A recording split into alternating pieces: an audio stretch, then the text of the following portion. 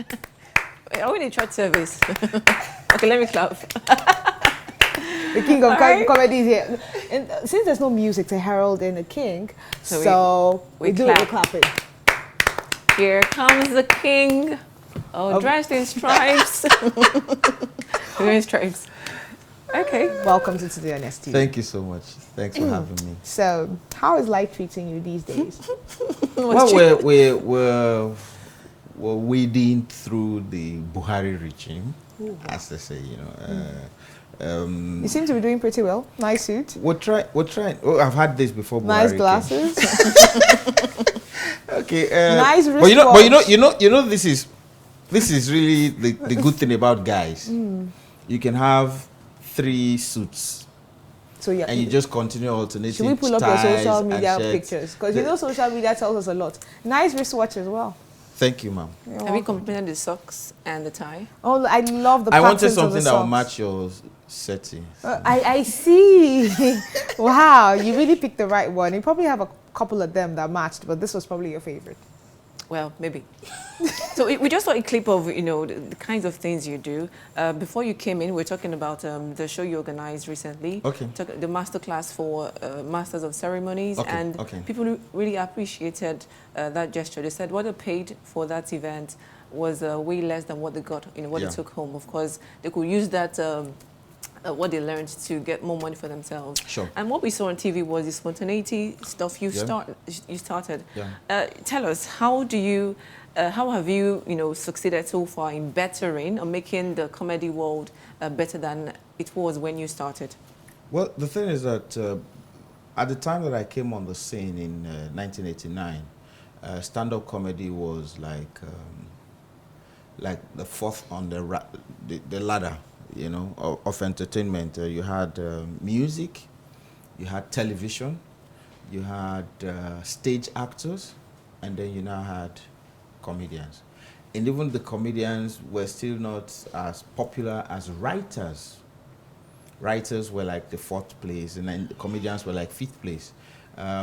This was so because the tube was like the only platform that all these things that I've mentioned thrived on. So you had just like NTA at the time. And so every actor, singer, dancer, you all glided towards NTA because it was the only platform that could showcase your talent.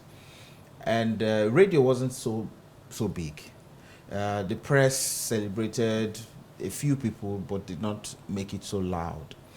Then I came on the scene and I thought that comedy actually could become bigger than it was at the time, because all the comedians you had were either television comedians or stage comedians who acted in a play or something. So I started doing stand-up comedy.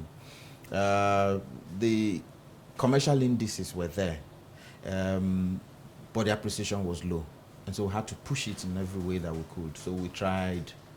Okay, don't mind me when I say we, because I was speaking of all the guys that worked with me, Mohamed Danjuma at the time, Yibo Koko, Tunji Shotimiri, Alam Blow, TA.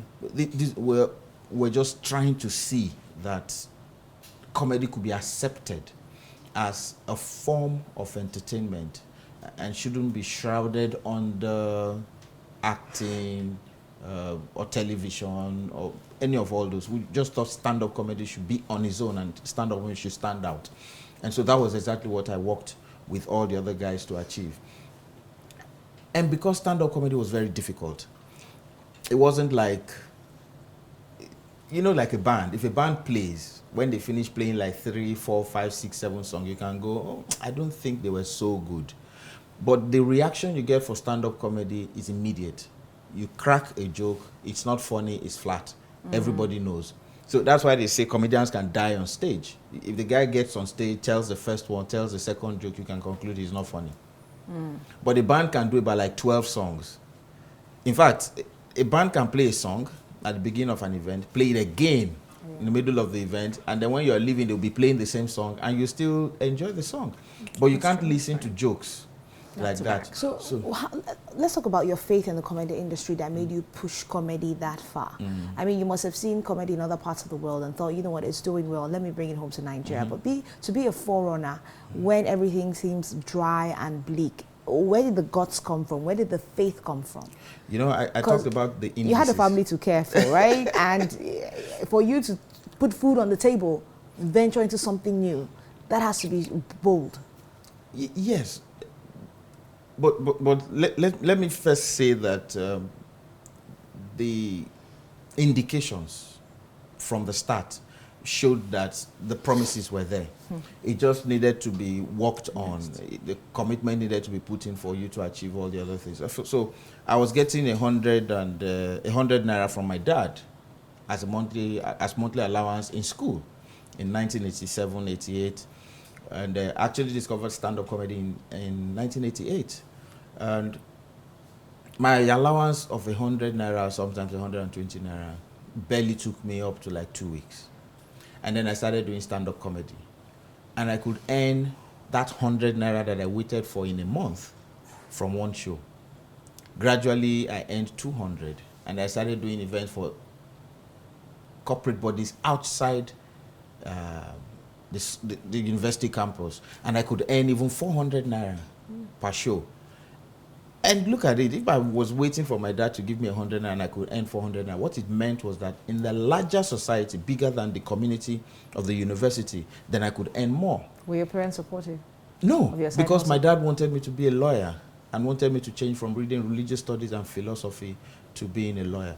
Now, I think it was the spark that led to all of that, because I went on stage and the thing just, it was like this had been inside me and was waiting to burst out. And so it came out. And since then, I never looked back. The fame that came with it, the recognition, the joy and satisfaction. You know, job satisfaction is something that could keep you in a job, even when everybody is saying, why don't you move on? And I had that. And then it gave me some sort of status in school. I now had a room to myself. You had the chicks? Not really. Really? No, not really. But not money really, attracts chicks. No, it attracts chicks, and the attraction then is defined by who you are. The attraction will come, but it's defined by who you are. If you're a pastor and chicks are attracted to you. Were you a pastor? No, I'm trying to get to the point. For instance, if you are gay and girls are attracted to you, would you now say... We know that's not your story, though. No, but that's what I'm trying to say, that it necessarily doesn't mean that because you're famous that you take all comers. But you were also young. I was young, yes. So you didn't get to your head and make you do things that... I mentioned commitment. All right. Wow. Okay, when you talked about 1989, you mentioned some names, those of you who started or tried to start the stand-up comedy. Yeah. And that was like 28 years ago. You were 28 years younger. Now we see people who are less than 28 or at least 28 years going into comedy. Would you say that they are actually following the trails of people like you who started this well? Or do you think they're carving their own niche and they're doing it differently? Is something different between your time and their time? Yes. In my time, the enhancements were not there. Like now you have social media, you have Google, you could check for jokes on anything. Then we had to go to the libraries, check the libraries, read books. And most times, our best fountain for collecting jokes or making jokes it's watching people and listening to what people say. But these days, you can go online and get materials that will be enough for you to do about like 10 minutes, 30 minutes performance. Then it was absent. Then you had just like one television station and maybe one or two radio stations to push your act. But now you have several. Think about it. You have online comedians now. Who would have thought of them at the time? And then now a comedian is winning a car. The only people that could win cars then were most beautiful girls who took part in beauty queens or footballers who had won a World Cup or won a tournament. Those are the people who could get cars. But now a comedian who has great sense of humor, knows that if he does his act well, he can get a brand new car of 6 million naira. Besides, there are comedians who are winning 1.5 million naira for taking part in comedy competitions. So the game has changed. The platforms have changed. Platforms have increased. Comedians now know that it is not just about being funny. It's about engaging and employing all the business dynamics to achieve because now we treat the career, we treat it as a career. It's not just a talent. All because right. Okay. We just speed this up. Tell us what's happening on the 1st of January. What you're bringing this year that's different from the other years. Okay. No, January 1st is, it was a child of circumstance, but we have thought about it for over 10 years. Because every Christmas... You seem to take your time. Yes, because every Christmas, every New Year, my friend Efero Zako, we all sit down and in our house and we'll be like, boy, so where are we going now? Nothing. So because after crossover service, people just slip it off. Crossover service, you wake up in the morning. Some churches are even still wicked enough to say you must come for morning service on that New Year day. So you do the crossover service, you wake up, you're still sleepy, then they wake you up to go for 10 o'clock service. You go for 10 o'clock service, you come back, you're blasted all through that day. So we thought, why not have a show? And we're talking about, okay, how would that work? What would be the dynamics of that show? So we thought about, why not celebrate people who had done something for the first time? The first chartered accountant, the first aeronautic engineer, the first pilot. So we started thinking about, okay, so we'll do something that has to do with first. We arranged that, we got that locked down, and then we thought about the performances, and we're like, why not get people to review the whole year? So from January to December, we'll have comedians who come on stage and review that. So we're doing that again this year. So comedians are going to talk about everything, no holds barred. Everything from our president that went to away for so long, from Dino Melaye, going to Alexander Avenue, our colorful senator. All right, Bobrisky, everything. Ebuka's outfit, Banky W's wedding, and Ade's wife. I used to give the bobsled team. Yeah. So we're talking about everything. We're talking about just Nigeria. These conversations, you find them engaging with the comedians, do you? Yeah, sure. All right. Okay. Before we wrap this up, you're the king of spontaneous comedy as well, so you're going to do something for us. No, I can't. You can't? Let me tell you why. Okay, please tell us. If I were Anthony Joshua and I come on your show, would you ask me? Would you ask for 2 punches?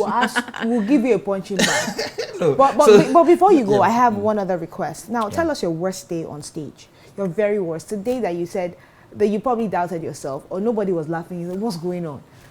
That must be in 1991. It was at the Fantasyland. Fantasyland was a place where events used to hold. And I was cracking jokes and everybody was still talking. There was nothing that I could do that was... So I jumped into the water to get their attention. There was a pool. Fully clothed? Yes. I jumped into the water and I held the microphone like that and I performed from inside the pool. Are you serious? And so they actually... and I said, this is how Jonah must have felt, you know. And then when Peter was sinking and Jesus was saying, come and walk. Can you swim though? Yeah. And so, yes, I'm Niger Delta. So it comes with the terrain. All right, so I got into the act and I did jokes about water, swimming, survival, Titanic, and I got their attention. Everybody gathered around this, but it was a torture before I clicked that. It was. Your cameraman is laughing. He can't help It wasn't you that fell in the water. But please, before you go, one more question from me. There is this controversy about comedians stealing someone else's how can you help them resolve it? Because it seems to happen over and over again. Who is the original owner? I actually have championed that before because the first 3 nights of 1,000 Laughs, I refused to be part of it because I thought, who is coming on the stage? Whose original jokes are going to be told? And so, again, Efere Ozako and Joe Adekwa called me and said, you know, Opa Williams is organizing this thing, but it's about growing the industry. And he said, if you look at American Idols, The guys that come there to perform don't do their original stuff.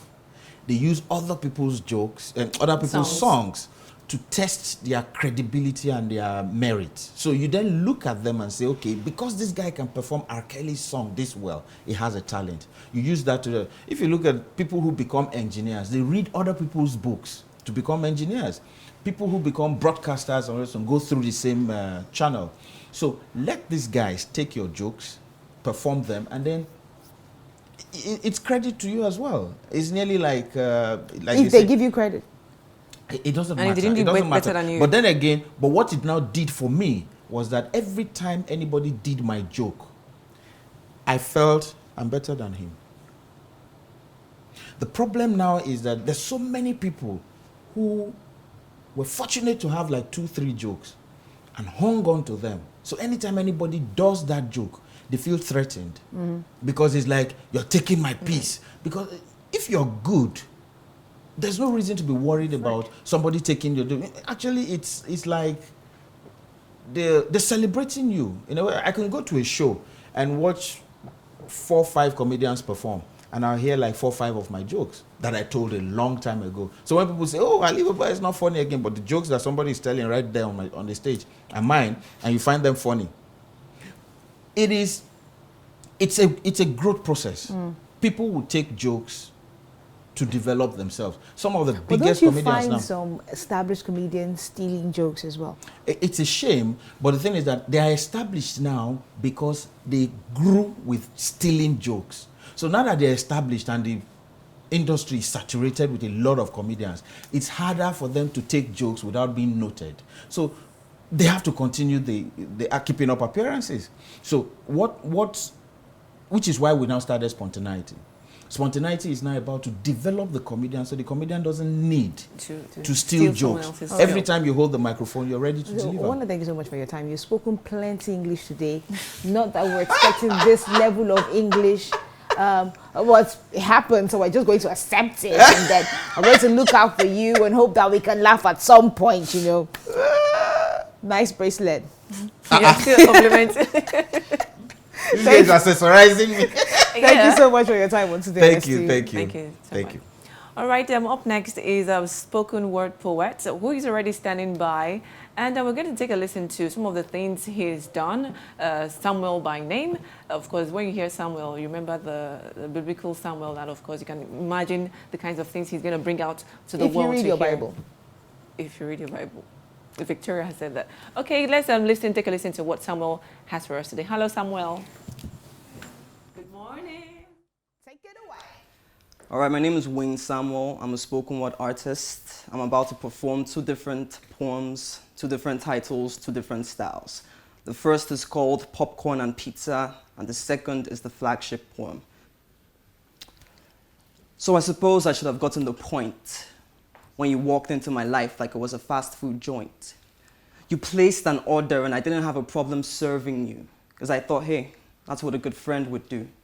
We had table talks about the kind of plates you want, the kind of cutlery you use. I never assumed that you didn't give a fork or a spoon.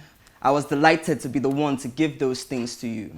I let you pick my brain like an item on the menu. Then you separated the traits I had that didn't fit right with you, threw them away like a child throws away his vegetables. My opinion about things were like perishables. They didn't mean much in the long run, but I was glad being your number 2. I just didn't know I had found the wrong one. Like a sore throat and Vicks Blue, you used me to fix you at whatever cost, but when you had sweet mouth, I was never Lemon Plus. And it's tragic because I thought it was real for us, that we weren't just snacks or party jollof. You had me thinking we were Gary, down for when things got rough. I thought we'd roll together like Puff Puff. I didn't know till push came to shove and I saw the dominoes fall, warm hugs turn to cold stones and I screamed, went nuts and all, that I let you lean on me like the Tower of Pisa. But you're only there for me when there's money and I put on a show like the cinema. I guess all I am to you is popcorn and pizza. Peace. Wayne Samuel, let's give you time to join us on set. So we'll take a quick break and then you'll be sitting next to us in a few seconds. A contest that sees the winner walks away with a car and a salary for 1 year.